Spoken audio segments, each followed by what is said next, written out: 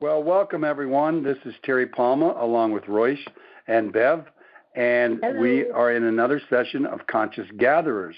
Ladies, have you joined me here? Right here. Hey. Fantastic. Very good. I think. Welcome, everybody. What session did you say this was already? 37? Yep, this is episode 37. Wow. So, it's actually been over a year that we've been doing this, and so it's been a fun adventure. And the listening audience, we thank you for being with us and continuing with us. It's very much appreciated, and we appreciate what we're doing, and that it helps all of us.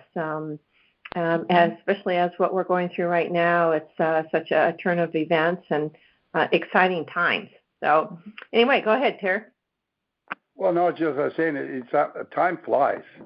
You know, we're in our second year, our 37th episode.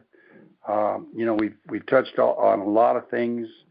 There's a lot of things still to come, and it's exciting. I think it's an exciting time to be alive and to experience what's happening.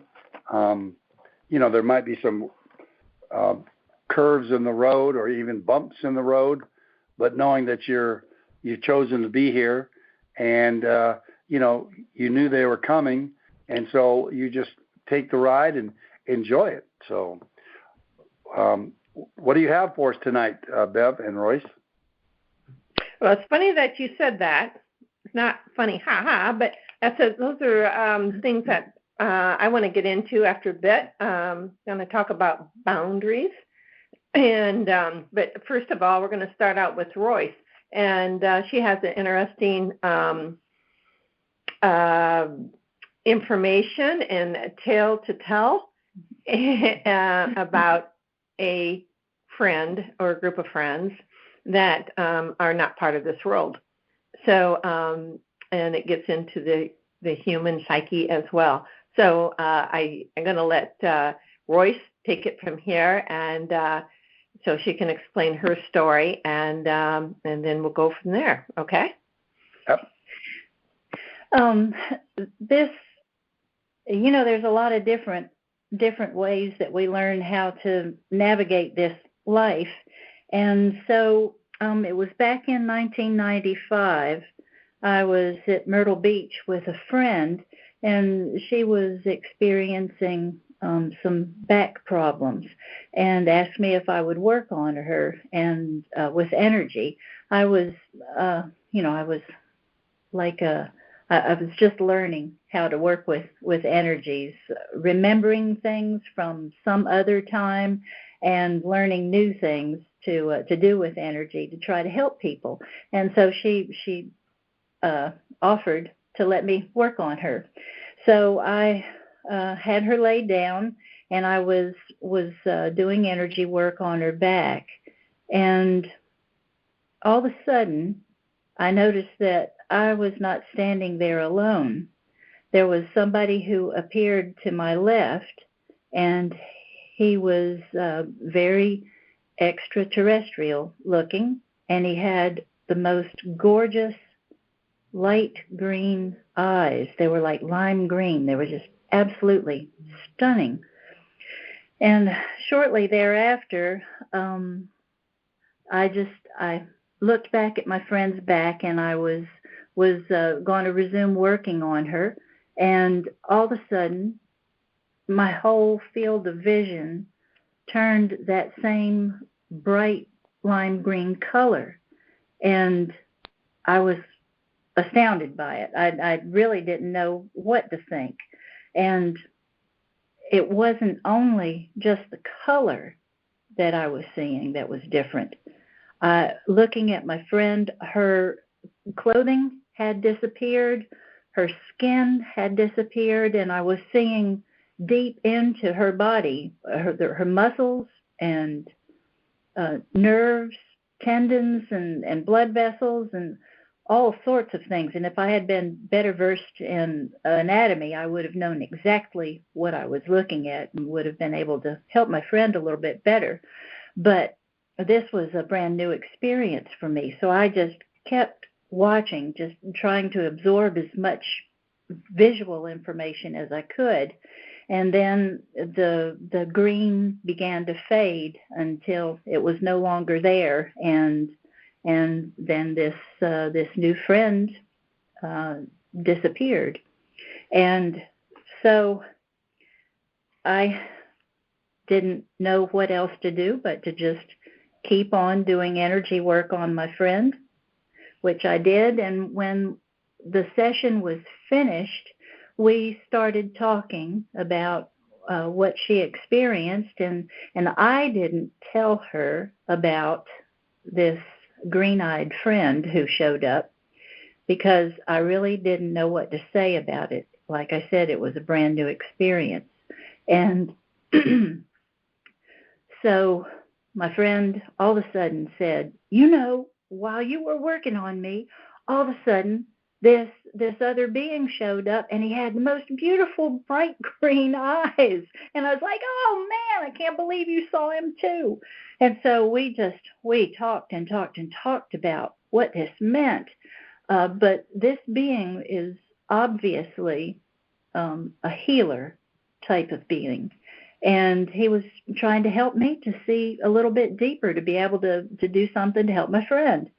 And so after I came back home, this being would show up every once in a while, and we would communicate on a deep level, beyond words. There were never words. It was just more of a sense of knowing. And I was just astounded by all of it, just flabbergasted. And so I shared this experience with one of my friends, and she said, well, did you prove him according to love and light? And my mouth just dropped open, and I said, well, no. And she said, well, you need to do that. And so the next time Green Eyes showed up, I said, you can only be in my presence if you're of love and light. And he just stood there and stared.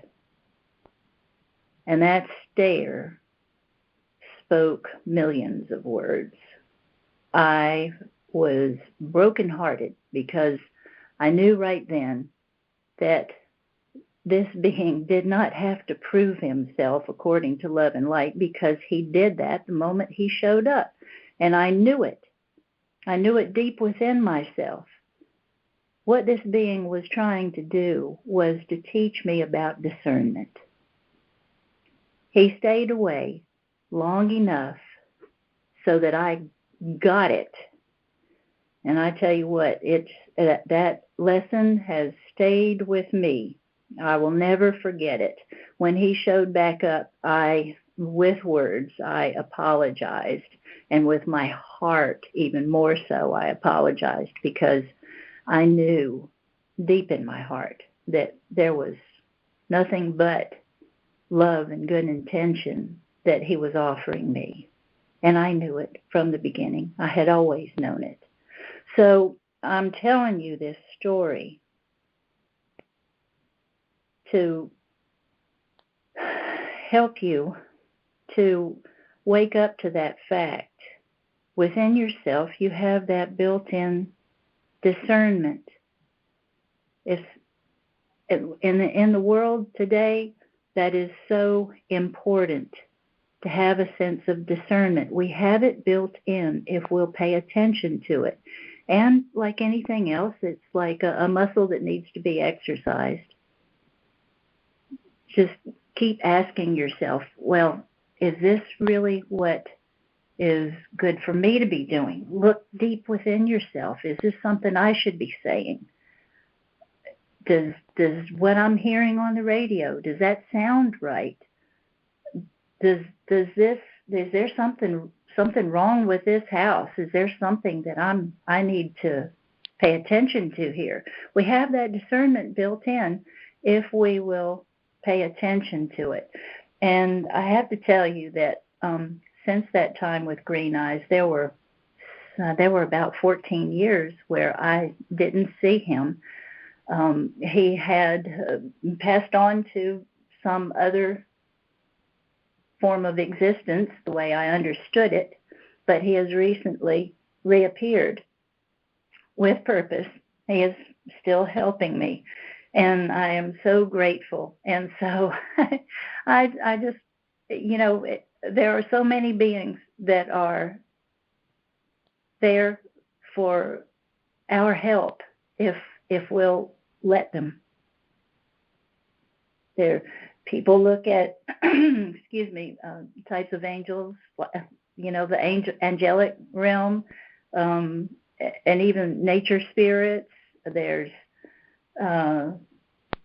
ones that people call ascended masters, just all kinds of beings, plus extraterrestrials. Not all of them, but use your discernment and you'll know who to pay attention to and who not. So that's what I have to say about that. Thank you. I years ago when Royse was seeing green eyes, I remember seeing the eyes also, or the green, and it's been quite a while. And then when he came back, then last week, and Terry, you were here, where I said, "There's some tall being next to you," and Royce looks at me and she smiles. And she says, "Green eyes." I went, "Oh, okay." And then we could see the green and how he would, I don't know if there was a he, she. I don't think that matters. Yeah, I think I've always called him he. Yeah. But he could project the consciousness into a body and to help assist them in the healing process. And then today I noticed, because we were talking about green eyes earlier, and I saw a bunch of beings. They all look very similar, and they look very white to me, like ethereal white with the green eyes. And so I was, explaining to Royce what I was saying. I said, "Shoot, there's a bunch of them here, and they're all just, very curious and they want to help." And it was really cool to see that. And then the main green eyes guy, he comes up to me and he puts his arm in front of me. He says, "See, I have veins." his skin was very translucent, and not too unlike ours, but to see him full body, easily within my third eye. I didn't see all of that, but I could see parts, especially when he put his arm in front of me. I went, "Whoa," it looked like, I guess red blood in there, kind of a bluish red. But anyway, interesting. A lot of beings that are here to assist Earth, and they're all part of us. We're a part of them, and they have their specialties as well as ourselves. And frankly, I think we're kind of like the Heinz 57 group. So we're made up of a lot of different type of beings and DNA.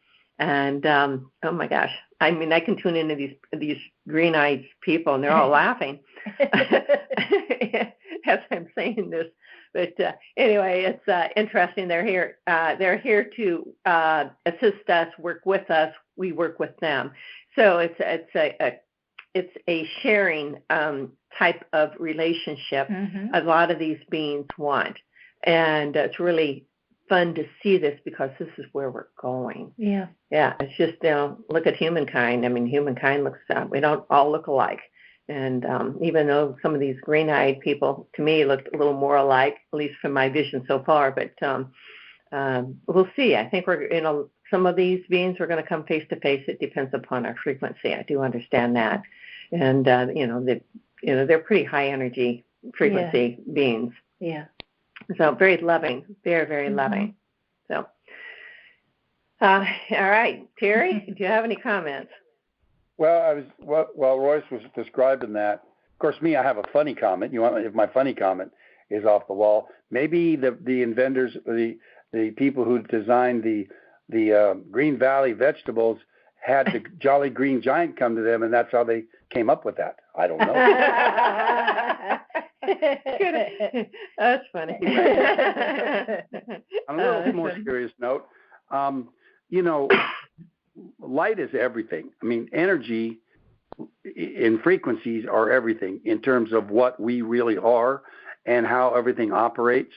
And it's no coincidence, the Bible has a lot of insight, a lot of things that can be taken literally or can be taken figuratively, but there's a lot of hidden gems in there. And in the beginning was the light and was the Word. Those are very important because those are both vibrations. And the book is telling us we are a vibration. We are light. And it all, stems from that. In fact, I think we've touched on this before, that the difference between colors is the frequency as which they vibrate. That's what gives them their color. So it is a frequency. They're all the same. There's a frequency, a sound, a light, but at what they vibrate makes them their uniqueness. Like us, we are all light and energy, but what makes us is what we bring to the table in our uniqueness. But we're all the same source. And that's the difference from the I am source and I am Terry, non-source, but defined source, let's say. I'm a conscious person, and so I am, and then whatever follows. The I am is the undefined consciousness that's not defined, and that's what we all are. So, yeah, that was, I remember that story last week. I enjoyed it. I enjoyed hearing it again. And it was remarkable because when you're doing energy work with anybody, you now have taken away those elements of the separateness, the uniqueness, and gone back to what you are together. And that's why both of you saw the green person, because you were one again. You weren't separate. You were one working on that. And that just shows why, when you peel away everything and you get to the core we are, we can tune into anything and anyone. And we've all done it to some degrees.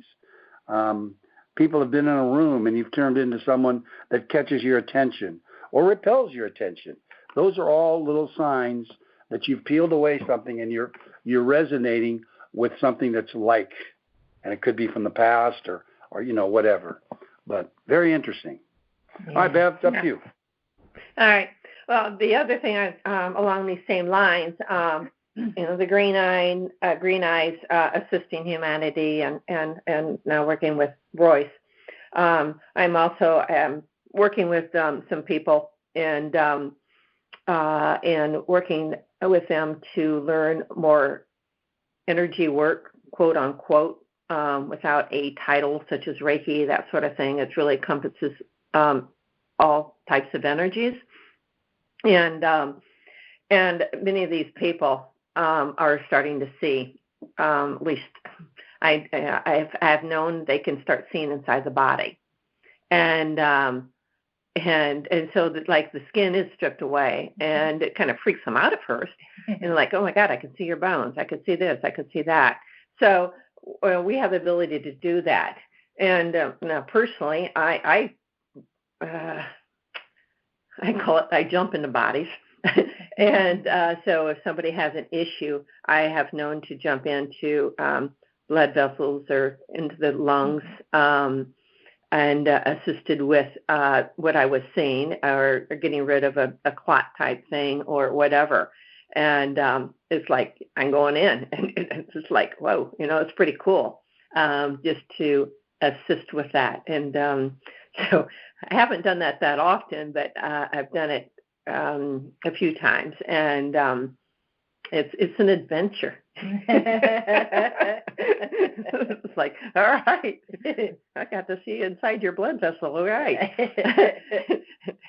Anyway, but we all, I feel, especially those in the healing arts, and that have that interest, will be able to do that, and or we can do it within our own bodies.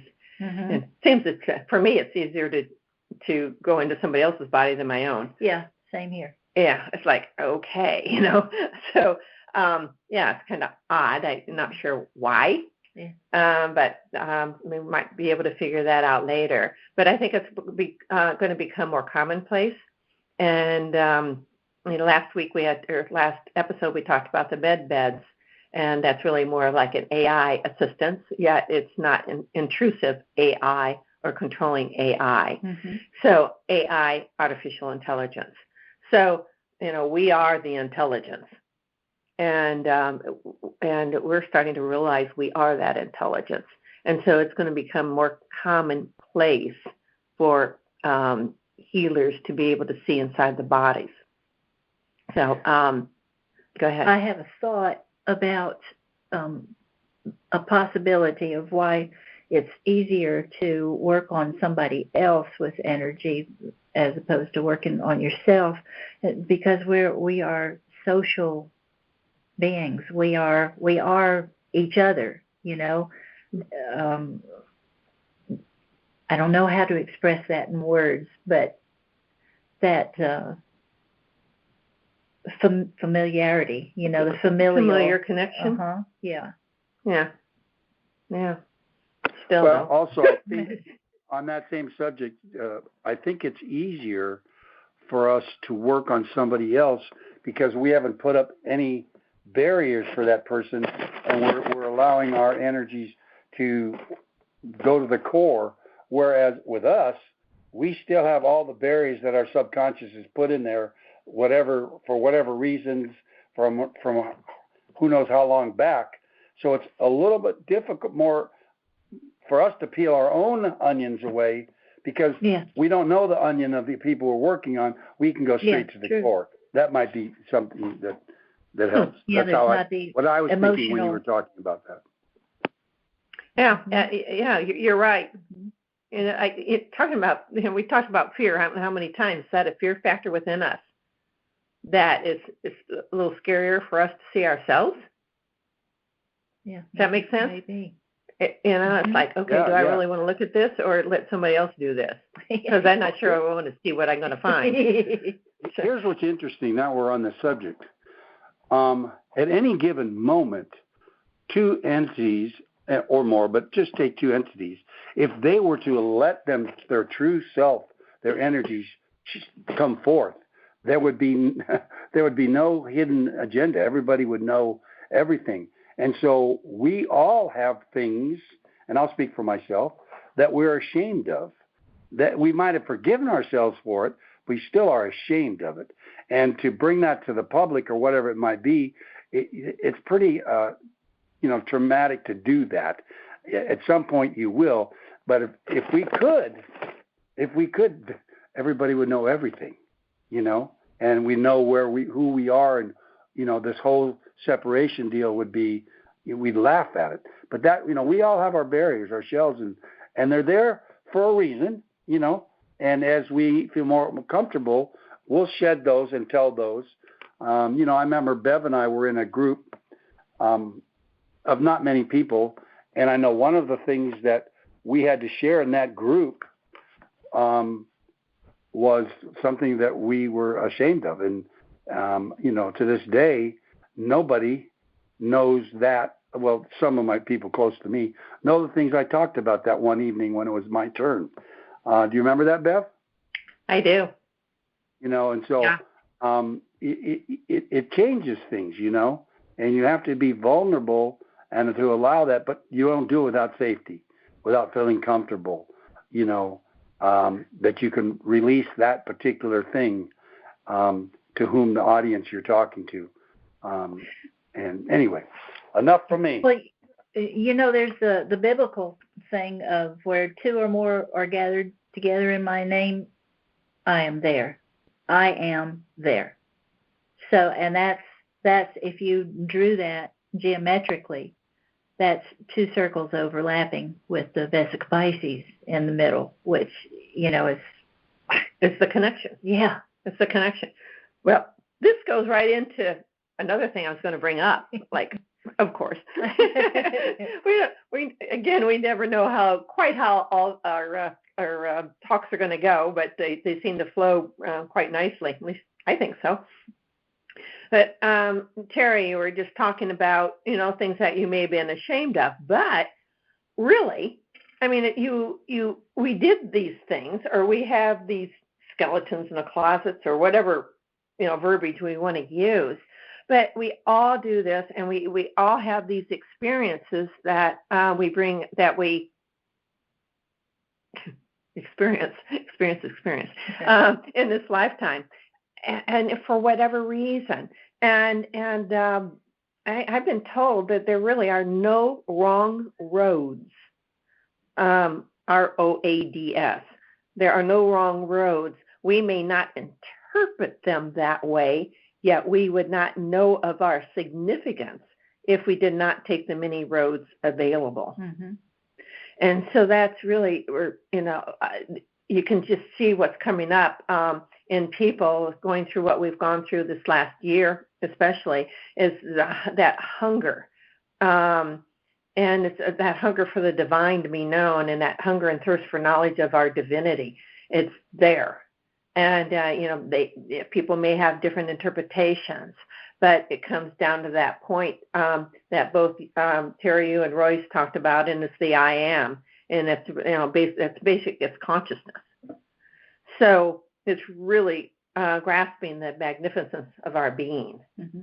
and not being ashamed of any of those things we did. We may not do them again, but it was for the experience of itself. And it's like, okay, we did it, and we did it for a reason.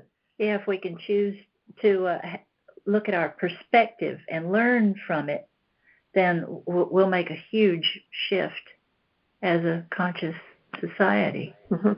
And as we're moving from that, the frequency movement, if you want to call it as such, third, fourth, fifth dimension, that we've been talking about for years, is, have we moved,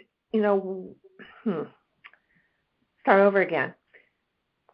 Have we gone beyond our reasons for going beyond our third density self? Does that make sense? In other words, do we want to remain in that where we were and feeling guilty about doing this, feeling guilty about doing that, yet once we move past that within our own being and saying, okay, we did it, and there was a reason why we did it at the time, and whatever we were going through. So we needed to experience something to get out of something else. Mm-hmm. So there's usually something behind it. And it's like, but it brought us to where we are at today. So do we want the world to know it? Not necessarily. Do we really need to hold on to that, or not? And so we set up these boundaries. And do we want those old boundaries to let go of those old boundaries and let ourselves move on into the higher dimensional realm, if you want to call it that? Am I making sense?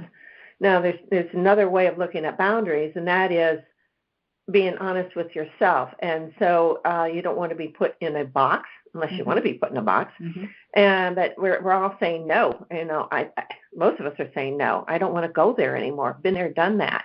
And so it's like, be honest with yourself and be loving with yourself. And say, I'm not going to necessarily follow the crowd because it doesn't serve me. It may serve somebody else. But that's following the the hive mentality. Yeah. And I actually think that's some of what's going on with the so-called cancel culture.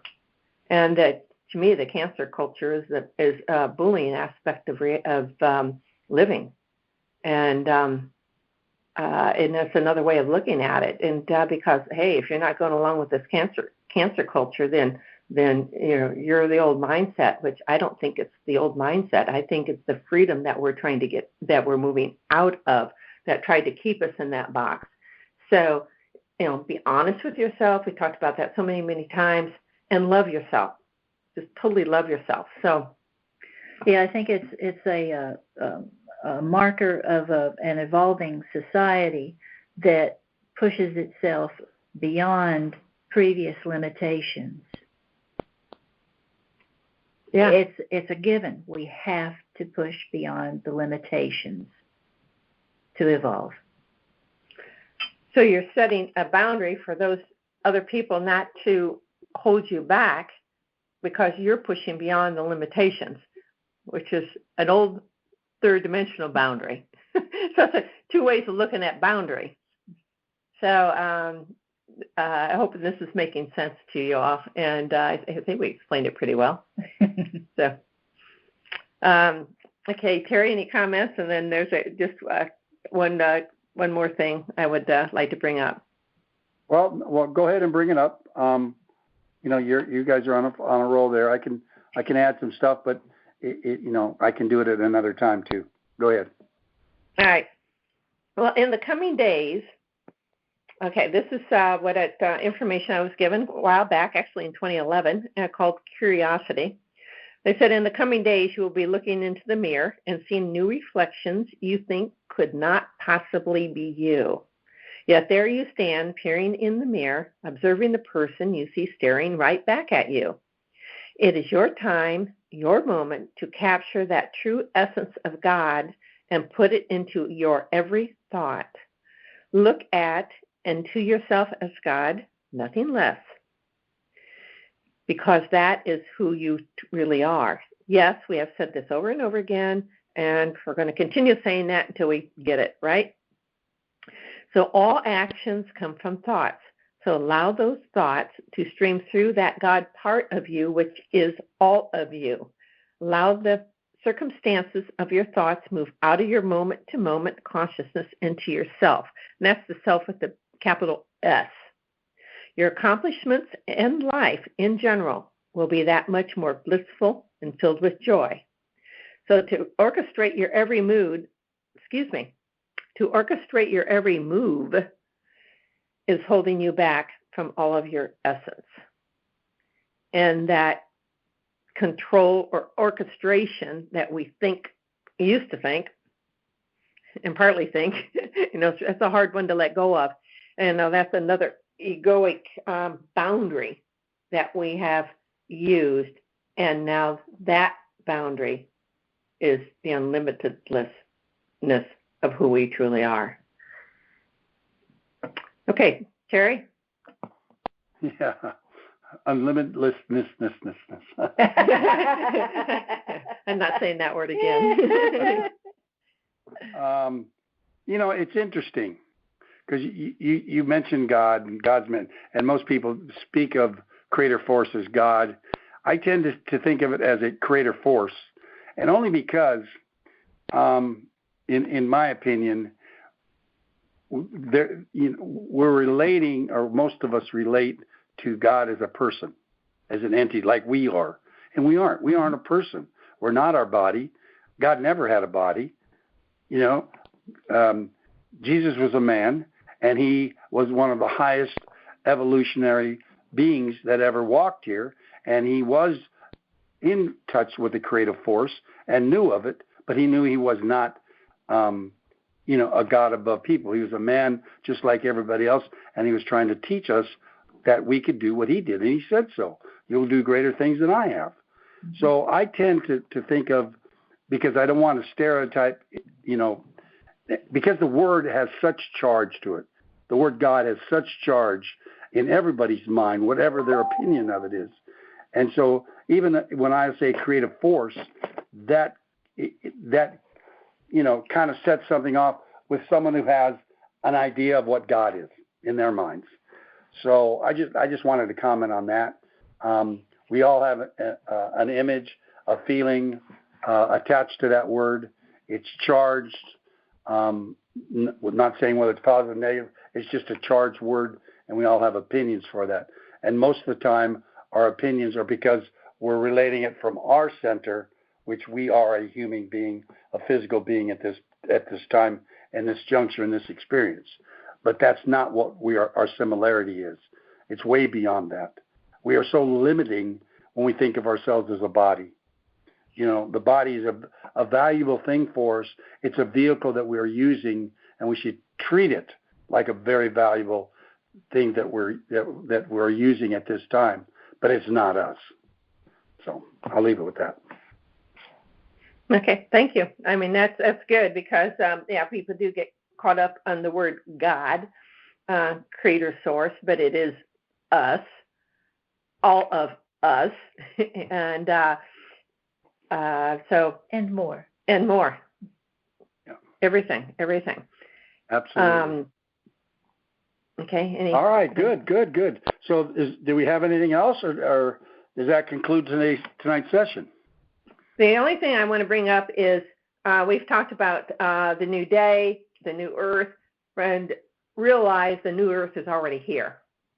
And we're seeing glimpses of it now. And I think we're going to start seeing more as we become more aware of ourselves and looking into that mirror and realizing, wow, we're unlimited. I'm not going to try to say that word again. Yes. I just had an idea of, a suggestion. Maybe the first thing we think when we wake up in the morning is, I will see truth today. I will hear truth today. I will speak truth today. I will be truth in action. Love it. Thank you. All right. Well, our next session is in 2 weeks, which is March 23rd, and it's at 7 o'clock Eastern. This same bat station. Make sure you tune in. If you miss it, you can always catch us on our YouTube channel, Conscious Gatherers, which we usually will have up by tomorrow, if not sooner. So with that, I would say thank you very much to both Bev and Royse for their time and their effort and sharing what they do, and thank you for our listening audience.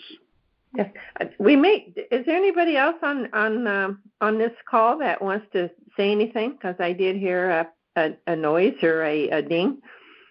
Is there anybody? I think that was my phone telling me that I had a text message. Oh, okay. All right. Thank you. Very good. All right. Well, thank you, everybody, and for joining us today. And we love to share, and we learn right along with you all as we look more deeply within ourselves. So look in that mirror and realize who's staring back at you. Smile. Just give yourself a bigger eat your green smile. Vegetables. You might get the Jolly Green Giant. There you go. I was just going to say, in my thanks to Green Eyes and those who are with him, and thank you, everybody, and thank you for staying. I love you. Good night, everybody. Good night. Good night.